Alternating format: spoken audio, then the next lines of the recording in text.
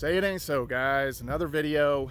I want to do a crypto market roundup. Haven't made a video in a while. How high are we going with Bitcoin, Ethereum, XRP, BNB, all this kind of stuff? What kind of time frame are we looking at here? What's my analysis? A lot of people have been chiming in on this here lately. And as we do approach the finale of this 4-year cycle, you know, I want to put my 2 cents in. You guys, some of you have followed me for a long time through a couple cycles, and you know, I'm typically very, very conservative on different aspects of the market and have been right more than I'm wrong as far as this stuff is concerned, which that's all you have to do. You just have to be right more than you're wrong, and you have to mitigate kind of your downside and hedge your bets. You know, we've seen this throughout time.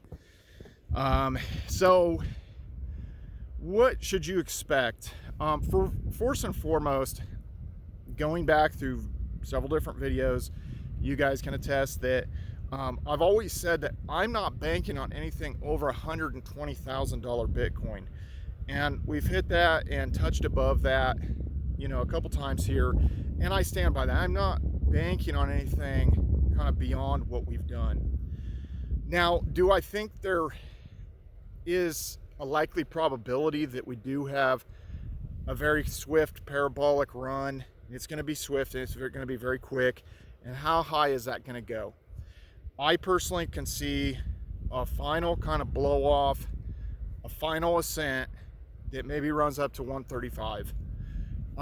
Some people are, you know, calling this clear up at 190, 200,000.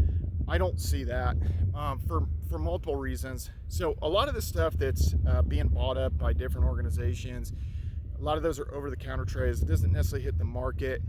The general public, the price point for Bitcoin is a little bit, it's not very palatable. That's a very, very, very kind of stiff price point when you're talking well beyond 100K, and it's very, very hard for them to partially kind of wrap their head around that. Even the Ethereum price point and just kind of what Ethereum's capable of, and kind of the fatigue that people have of paying Ethereum fees throughout time. Now, right now, Ethereum fees are like 15 cents.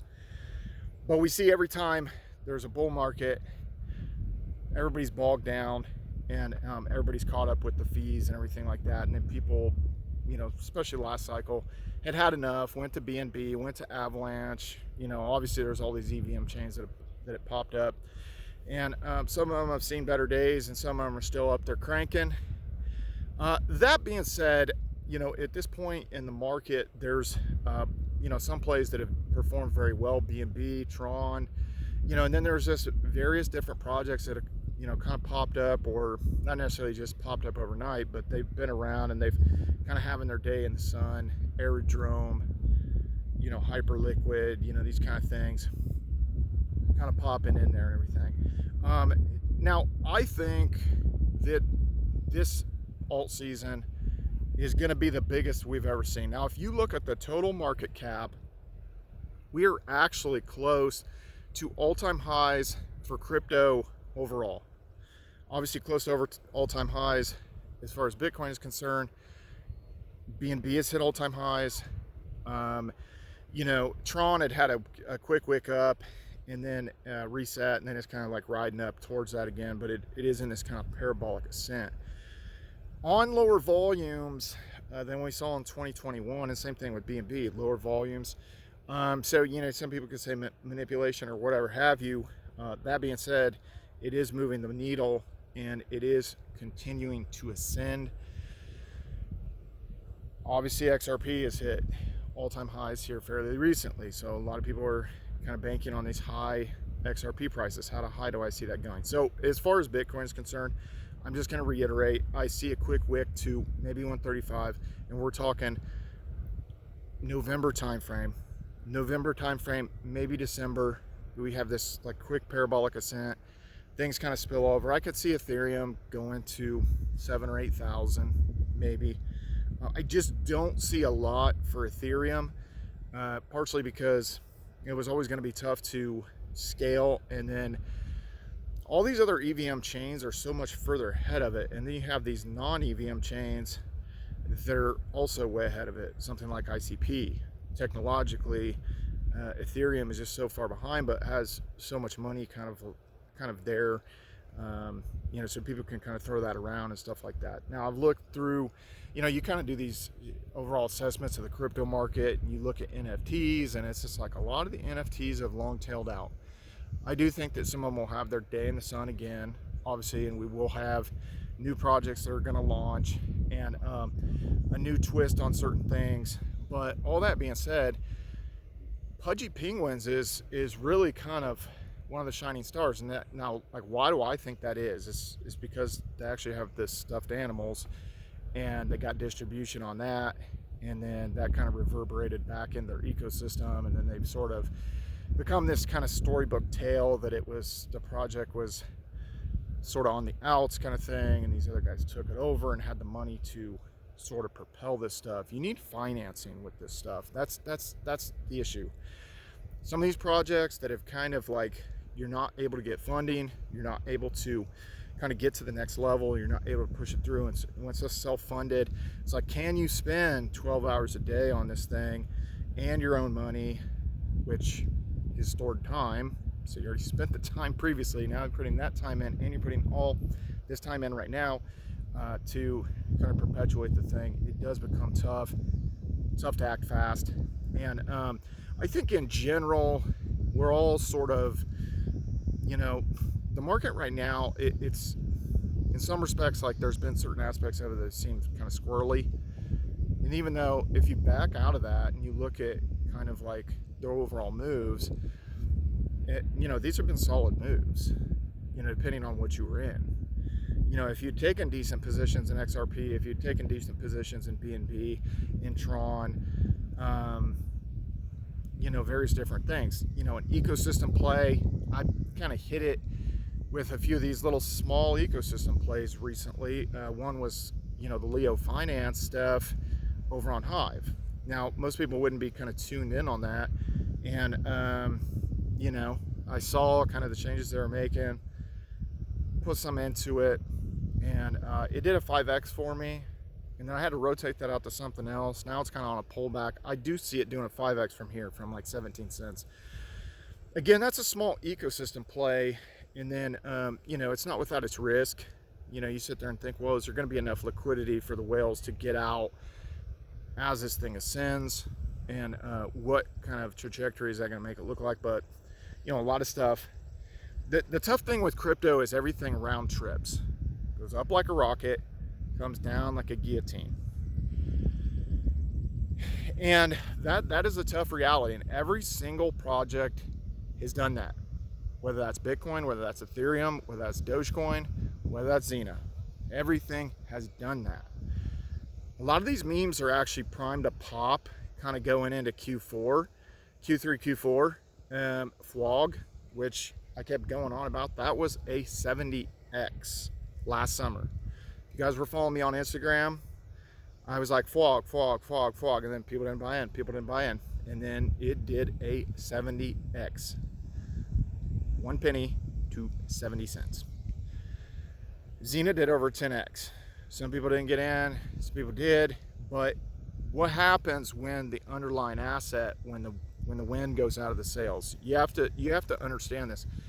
What is this stuff traded against? A lot of times, if it's traded against Bitcoin, or it's traded against Ethereum, or it's traded against Solana, if the underlying asset falls, then it's likely going to get the wind taken out of its sails. So let's say with the ZENA launch, you know, you're talking $260 Solana.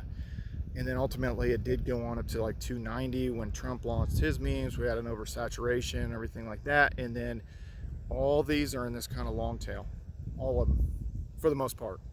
The only exception to that is Aura. The Aura pump was actually one of the most insane pumps that I've ever seen. It did 20,000% in 1 week, straight up. That's insane. And it's kind of stayed up there. So, you know, there's these crazy things that happen like that. And, you know, it's certainly noteworthy you know, when all this kind of happens, stuff like that. But all that being said, you know, to kind of go down the list, I certainly see BNB going over 1,000, CXRP going, you know, probably over 5, and potentially could go to 8 for sure. These kind of things, but I think it's going to be kind of these smaller plays. And you kind of ask yourself, well, if everybody's out of money and everybody's been beat up by inflation, like, why would this pop off? So a lot of people have tried their hand at sports betting, or they've tried to, you know, buy and sell, you know, sports tickets, concert tickets, all this kind of stuff. People have tried these kind of different mechanisms, but the game is too perfect, as I've said before with crypto. When they start to see some of these projects run, they're going to get FOMO, and it happens very fast. And keep your eye on PulseChain, because really when it boils down to it, with PulseChain, you know, you're talking a $7 billion market cap, and it would be like 30th on CoinGecko if it was listed there on the first page and they weren't kind of holding it back. Now that is with literally Richard Hart being sued by the SEC. That's with PulseChain not really being on centralized exchanges, mainly kind of a DeFi play, and mainly with one bridge from Ethereum, 7 billion. So, you know, we could certainly see that pump, you know, pretty quick. And I think that the PulseChain ecosystem, now technologically, is PulseChain, am I that impressed with it? Not really. But I think that what they've done is interesting. If you look at the engagement on Twitter, on X, for Richard Hart, people are championing around this defeat of the SEC, and I think it's pretty freaking hilarious. I think it's hilarious because they had a hard time serving him, for one, and then when they were finally able to engage him, essentially, you know, it kind of got thrown out of court, more from like jurisdictional related things, I think. But all that being said, you know, Richard has defeated the SEC, and you know, and a lot of these other cases have gotten dropped and stuff like that. You know, the Coinbase case, you know, the Ripple Labs case, you know, all this stuff. And what will we likely see at the end of the year here? Poly and XRP. Now they've delayed it. They just announced that today.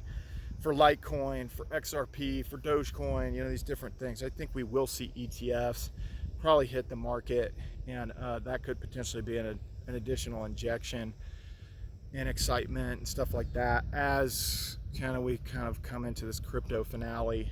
But I do see this coinciding with Thanksgiving. How many times have we lived this out, where it's like people are talking to their families at Thanksgiving about this and getting them into crypto, and then, you know, Christmas comes around, it starts banging.